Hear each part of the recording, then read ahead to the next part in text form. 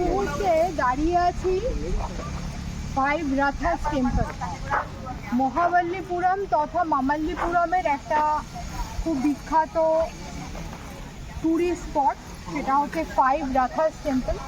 তার সেখানে আমরা এসেছি, আর এটা বে অফ বেঙ্গল অর্থাৎ বঙ্গোপসাগরের ধারেই অবস্থিত। এই মন্দিরের যে টোটাল মানে গ্রাউন্ডটা, এটা ঠিক বাইরেটাতে গেলেই আমরা এখান থেকে দেখতে পাচ্ছি, হয়তো আমরা ক্যামেরায় আপনাদেরকে দেখাতে পারবো না, ঠিক বাইরেটাতেই হচ্ছে বে অফ বেঙ্গল অর্থাৎ বঙ্গোপসাগর। মহাবল্লীপুরম ইটসেলফ বে অফ বেঙ্গলের ধারেই একদম ফাইভ রাথাস টেম্পল কথাটার মধ্যে হয়তো অনেকটা মানে লুকিয়ে রয়েছে, তবুও খানিকটা চেষ্টা করছি আপনাদেরকে ঐতিহাসিক বা আধ্যাত্মিক ব্যাখ্যা দেওয়া। প্রথমেই বলি, 6th or 7th সেঞ্চুরি অর্থাৎ ষষ্ঠ অথবা 7এর দশক নাগাদ, সপ্তম দশক, ষষ্ঠ অথবা সপ্তম দশক নাগাদ পল্লব রাজাদের আমলে এই জিনিসটা তৈরি হয়েছিল। পল্লব রাজারা এই মন্দিরটা তৈরি করেছিল। এই মন্দিরটা মেন হচ্ছে গ্রানাইট স্টোন দিয়ে তৈরি। আচ্ছা, এই ফাইভ রাথাস যেটা বেসিক্যালি মন্দির আমি বলছি, কিন্তু আসলে এগুলো রথের আকার। 5টি রথ এখানে আছে। 5টা রথ কি ডিনোট করছে, 5টি রথ কি নির্দেশ করছে, সেটা হচ্ছে 5টি রথ মহাভারতের পঞ্চপাণ্ডব অর্থাৎ 5 জন রাজকুমার, যুধিষ্ঠির, ভীম, অর্জুন, নকুল, সহদেব এবং তাদের পত্নী দ্রৌপদী, তাদেরকে নির্দেশ করছে। প্রথম যে রথটা আছে, এই যে একদম প্রথমে যে রথটা, সেটা হচ্ছে দ্রৌপদীর রথ। একদম প্রথমে যে রথটি, সেটা হচ্ছে দ্রৌপদীর রথ।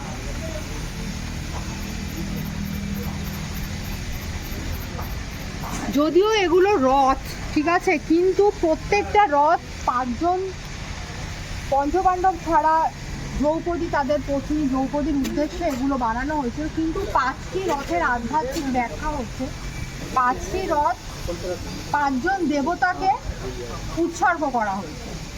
যেমন দ্রৌপদীর যে রথটা, সেটা উৎসর্গ করা হয়েছে মাতা পার্বতী। এছাড়া যুধিষ্ঠির, ভীম, অর্জুন, নকুল, সহদেব, তাদেরও নানা রকম রথ রয়েছে। সব থেকে বড় যে রথটা, সেই রথটা হচ্ছে উদ্দেশ্য করা হয়েছে ধর্মরাজ যুধিষ্ঠির। এবং এখানে কোন দেবতাকে উৎসর্গ করা হয়েছে? মহাদেবকে, তাকে উৎসর্গ করা হয়েছে। আর এছাড়া অন্যান্য যে রথগুলো আছে, সেগুলো যেমন ধরুন নারায়ণ, বরুণ দেব, অগ্নিদেব, তাদেরকে উদ্দেশ্যে উৎসর্গ করা হয়েছে। আর এই যে হাতি স্ট্রাকচারটা দেখতে পাচ্ছেন আপনারা, হাতি আর কিছুই নয়, আমরা সবাই জানি, যারা বিভিন্ন ইতিহাস ঘেটেছেন, যারা বিভিন্ন রাজপ্রাসাদ দেখেছেন, বিভিন্ন স্ট্রাকচার দেখেছেন মন্দিরে, তারা দেখেছেন হাতি। হাতি কিছুই না, হাতি হচ্ছে ঐশ্বর্যের নিদর্শন। অর্থাৎ তৎকালীন সময়ে রাজাদের যে বিশাল ঐশ্বর্য, বিশাল সম্পদ ছিল, সেই সম্পদ এবং ঐশ্বর্যের শুভ নিদর্শন হিসাবে হাতিকে এখানে দেখানো হচ্ছে। এটা হচ্ছে মহাবল্লীপুরমের, এটা কতটা মানে খুব পপুলার টুরিস্ট স্পট আছে, তাদের মধ্যে এটা একটা। এই যে এটা দেখুন, এটা হচ্ছে ভীমের রথ। এই যে ভীমা রথ লেখাই রয়েছে, এটা হচ্ছে ভীমের রথ।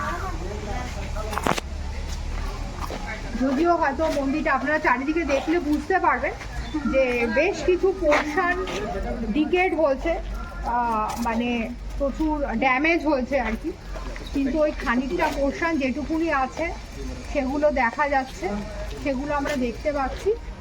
এবং মন্দিরের গায়ে দ্রাবিড় ভাস্কর্য তো রয়েছে। এছাড়া যেহেতু পল্লব রাজারা এই জিনিসগুলো তৈরি করেছিলেন, এই দেখুন ধর্মরাজা রথ, এটা হচ্ছে যুধিষ্ঠিরের রথ, এটা হচ্ছে যুধিষ্ঠিরের। তো পল্লব শিল্পকলার নিদর্শন এই রথগুলোর মধ্যে আমরা দেখতে পাই। আর সবটাই যে বললাম, পুরোটাই গ্রানাইট স্টোন দিয়ে তৈরি। যেহেতু এটা যুধিষ্ঠির ধর্মরাজের রথ, তাই এটা হচ্ছে সব থেকে হাই। টলেস্ট হচ্ছে এটা, সব থেকে সুউচ্চ হচ্ছে এটা। যদি কখনো মহাবালিপুরমে আসেন, যেখানে গাড়ি না হবে সেখান থেকে প্রায় 1.5 থেকে 2 কিলোমিটার মতো ডিস্টেন্স। যদি ডাইরেক্ট গাড়ি নিয়ে আসতে পারেন আপনারা আসবেন, অথবা যদি বাসে আসেন ওখান থেকে নেবে, হেঁটেও আসতে পারেন, বাট অটো পাওয়া যায় ওখানে, অটোতে করেও আপনারা আসতে পারেন। এই হচ্ছে মহাবালিপুরমের এই লজ। আচ্ছা, আরও একটা কথা আমি বলে দিই, সেটা হচ্ছে যারা আমাদের এই ইউটিউবের দক্ষিণ ভারতের সিরিজ দেখছেন, এবং এটা হচ্ছে আমরা পুরো মহাবালিপুরমটাকে মোটামুটি কভার করলাম। মহাবালিপুরমে যদিও আরও অনেক কিছু দেখার আছে, যেমন ক্রোকোডাইল পার্ক একটা আছে, সেটা অনেকটা দূরে, আমাদের হাতে এই মুহূর্তে সময় নেই বলে সেটা দেখাতে পারছি না। মহাবালিপুরম কিন্তু ফেমাস আর একটা বিশেষ জিনিসের জন্য, সেটা হচ্ছে এখানে একটা অ্যানুয়াল ডান্স ফেস্টিভ্যাল, দক্ষিণী নৃত্য প্রদর্শনী যেটা বলে, সেইটা কিন্তু মহাবালিপুরমে, এবং সেইটা হয় হচ্ছে মেন যে জায়গাটা আপনাদেরকে আমরা হয়তো আমাদের ভিডিও সিরিজে আপনারা দেখবেন, সেটা হচ্ছে শোর টেম্পল। ঠিক শোর টেম্পলটা যেখানটা, ওই কাছাকাছি ওই জায়গাটাতে স্টেজ করে দারুণভাবে একটা ফেস্টিভ্যাল হয়, দক্ষিণী নৃত্য প্রদর্শনী। অ্যানুয়াল এটা হয়, মানে প্রত্যেক বছর হয়। এটা হয় আমি বলে দিচ্ছি জানুয়ারি ফেব্রুয়ারি নাগাদ হয়।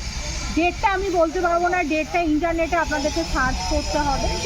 যদি সুযোগ পান কখনো, দক্ষিণী নৃত্য প্রদর্শনী, অদ্ভুত কলাকুশলী, অদ্ভুত তার শৈল্পিক নিদর্শন যদি দেখতে ভালো, যারা দেখতে আগ্রহী, যারা দেখতে চান, তারা কখনো সুযোগ পেলে মহাবালিপুরমের এই অ্যানুয়াল ডান্স ফেস্টিভ্যালে কখনো একবার আসার চেষ্টা করবেন।